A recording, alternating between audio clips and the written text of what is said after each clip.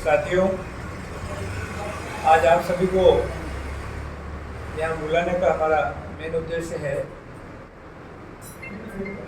कांग्रेस द्वारा कल जो एक यात्रा निकाली गई, उस यात्रा का झाबुआ में समापन था और उस यात्रा का नाम आदिवासी स्वाभिमान यात्रा था।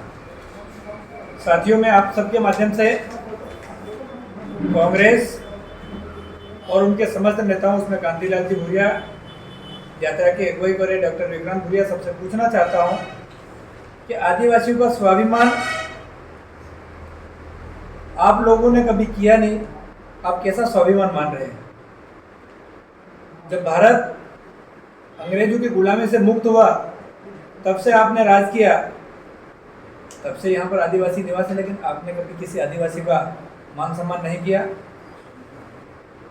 अंग्रेजों से लड़ने वाले हमारे महापुरुष थे, आपके शासनकाल में आपने कभी किसी महापुरुष को याद नहीं किया, जबकि जब से भारतीय जनता पार्टी की सरकार बनी, चाहे टंट्या मामा हो, बिरसा मुंडा हो, राणा पुंजा हो, ख्वाजा नायक हो, रानी दुर्गावती हो, ऐसे तमाम जो हमारे क्रांतिकारी थे, भारतीय जनता पार्टी की सरकार ने उन्हें याद किया, उनके इतिहास को निकाला और बड़े बड़े शहरों से लगाकर छोटे शहरों तक, ग्रामीण क्षेत्र तक उनके इतिहास को पहुंचाया और उनको याद करके उनकी मूर्तियां स्थापित करके उनके मेले लगाने का काम किया भारतीय जनता पार्टी ने किया। आपकी सरकार और आपकी पार्टी ने हमेशा से जिस प्रकार से आपकी पार्टी की स्थापना अंग्रेजों ने करी थी, उसी प्रकार से मैं मानता हूं आप आज भी अंग्रेजों के गुलाम हैं। सोनिया गांधी आपका जो नेतृत्व करती है वो अंग्रेज है। और जब आप आदिवासी स्वाभिमान की बात कर रहे हैं, लेकिन मंच पे जो हमारे आदिवासी विधायक बैठे थे उनको वहां पर आप मंच पे जगह ही नहीं दे पा रहे थे। आदिवासी स्वाभिमान के नाम से आप आदिवासियों को गुमराह करने का काम कर रहे थे। हमारे आदिवासी विधायक थे, चाहे वे वाल सिंह मेड़ा जी हो, चाहे वीर सिंह भूरिया जी हो, चाहे अलीराजपुर वाले हो, वो अपनी भीड़ लेके आए थे, लेकिन उनको बोलने का मौका नहीं दिया। क्या कांतिलाल भूरिया जी, आप ये आदिवासियों का स्वाभिमान बढ़ा रहे हो?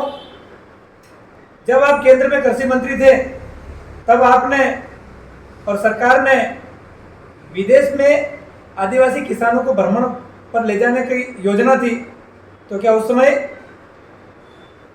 रतलाम से लगाकर अलीराजपुर के संसदीय क्षेत्र में क्या आपको 2 आदिवासी किसान नहीं मिले थे? उस समय क्या प्रकाश राका कौन से आदिवासी किसान थे? पप्पू सेन कौन से आदिवासी किसान थे? क्या यह आपका आदिवासियों का स्वाभिमान है? आप जब केंद्र में कृषि मंत्री थे तो आपने ये किया, लेकिन उसके अलावा जब आज भी मध्य प्रदेश में और हमारे झाबुआ जिले के युवा कृषि की पढ़ाई करने के लिए तरस रहे हैं, आपने केंद्र में मंत्री रहते हुए क्यों नहीं झाबुआ जिले में कृषि कॉलेज खोला? आप जब आदिवासी मामले के केंद्र में 5 साल तक मंत्री रहे, तब आपने इस आदिवासी क्षेत्र के किसान भाइयों के लिए कौन से बड़े तालाब, कौन से बैराज, ऐसा क्या किया कि आदिवासियों का उत्थान हो सकता था?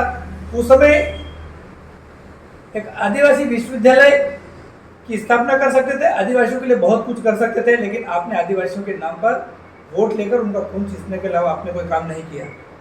भूरिया जी बताएं कि जब आप मध्य प्रदेश में भी कैबिनेट मंत्री रहे, अपने आदिवासियों के लिए क्या किया?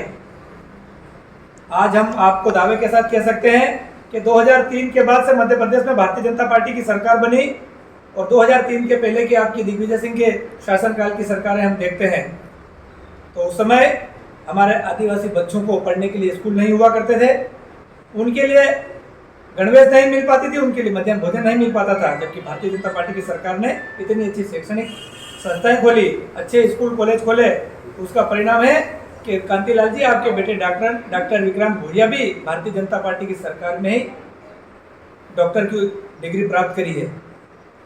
आपको और मैं पूछना चाहता हूं कि जब केंद्र में आपकी सरकार थी तब क्या इन गरीब आदिवासियों के बारे में कभी आपने इनको झोपड़ी से बाहर निकालने का सोचा था? हमारे माननीय नरेंद्र मोदी जी बने, उन्होंने प्रधानमंत्री आवास पक्का मकान देकर आदिवासियों का स्वाभिमान बढ़ाया। माननीय प्रधानमंत्री जी ने हमारी आदिवासी महिलाएं बरसात के दिनों में धुएं से परेशान होती थी, उनको गैस चूल्हा देकर, गैस टंकी देकर उनका आंखों का आंसू पोंछने का काम किया। ये आदिवासियों का स्वाभिमान था। हमारी आदिवासी महिलाएं जब दूर दूर से पानी लाने को मजबूर थी, नालियों का, कुओं का, तालाब का ऐसा पानी पीने को मजबूर थी, माननीय मोदी जी ने जल जीवन मिशन जैसी बड़ी योजना लाकर उनके घर पर नल और उस नल में जल लाने का काम किया, स्वच्छ जल देने का काम किया। ये आदिवासियों का स्वाभिमान है। कांतिलाल जी, आप आदिवासियों के स्वाभिमान की बात करते हो, पहले आप अपने आप को तलाश लो कि आप आदिवासी वास्तव में हो या नहीं हो। क्योंकि मैंने आज तक आपको आदिवासी भाषा में कभी बात करते नहीं देखा, कभी आदिवासी भाई के साथ, उनके साथ में कभी जो ग्रामीण हमारा भाई उसके साथ बैठते हुए नहीं देखा। ना आपकी रहन सहन, ना आपकी कार्यशैली आदिवासी के साथ है। आपकी सरकार ने और आपने सिर्फ आदिवासी को लंगोटी से बाहर नहीं आने दिया था। जबकि आज अब आपको दावे के साथ कह सकते हैं कि जब से मध्य प्रदेश में और केंद्र में भारतीय जनता पार्टी की सरकार बनी, हम दावे से कह सकते हैं कि हमारा ग्रामीण आदिवासी भाई भी अच्छी शिक्षा के साथ, अच्छे अच्छे कपड़े पहनकर, अच्छी गाड़ियों में घूमता हुआ आपको दिखाई देगा। लेकिन आपने खून चूसने के अलावा कुछ नहीं किया था। बाकी ऐसी बहुत सारी चीजें थी। कांतिलाल जी, मैं आपको पूछना चाहता हूँ, आपके जिलाध्यक्ष जी आरोप लगा रहे थे कि उनके पोस्टर फाड़े, भारतीय जनता पार्टी पर आप आरोप लगा रहे थे। जब वो व्यक्ति अभी थाने में गिरफ्तार किया, उससे पूछताछ की, तो आपको पता है वो कौन था? वो कांग्रेस का करीबी व्यक्ति था। और कांतिलाल जी, आपके और विक्रांत जी के फोटो क्यों फाड़े? क्योंकि आपने झापा जिले के आदिवासी युवाओं को कभी आगे नहीं बढ़ने दिया। आपने जब भी उन युवाओं की जब ताकत थी तब तक उनका इस्तेमाल करा और उनका राजनीति से खदेड़ने का काम किया। उसमें चाहे जेवियर मेड़ा जी हो, चाहे आशीष भूरिया जी हो, चाहे हेमचंद डामोर जी हो, चाहे राणापुर की कैलाश डामोर हो, चाहे शंकर भूरिया हो, ऐसे कई आदिवासी युवाओं को आपने उनका गला घोटने का काम किया। और आदिवासी स्वाभिमान की बात करते हो, ये आदिवासी स्वाभिमान नहीं कांतिलाल जी, मुझे तो ऐसा लगता है कि इस यात्रा में पूरा आपने कहीं ना कहीं आपके बेटे का राजनीति में लॉन्चिंग करने की यात्रा थी, आदिवासी स्वाभिमान की यात्रा नहीं थी।